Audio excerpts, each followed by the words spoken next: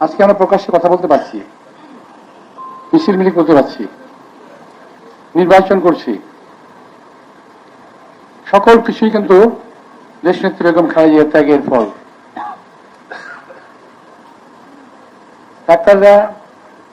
ঢাকার ডাক্তাররা অনেক চেষ্টা করেছে, লন্ডনের ডাক্তার অনেক চেষ্টা করেছে, তাকে বাঁচানো যায়নি, কারণ তাকে বহু আগেই খুব ডিজাইন করে মৃত্যুর মুখ থেকে ঠেলে দেওয়া হয়েছে, বহু আগেই তাকে পয়জনিং করা হয়েছে।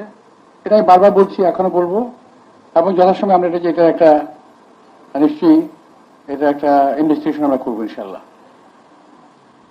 একটা কথা বলতে আমার খুব ভালো লাগছে যে ঢাকার ডাক্তাররা যে চিকিৎসা করেছে, লন্ডনের মতো একটা জায়গায়, লন্ডন ক্লিনিকের ডাক্তাররা বলেছে যে ঢাকায় যে চিকিৎসা হয়েছে বেগম খালেদা জিয়ার, এই চিকিৎসা আমরা করতে পারতাম না।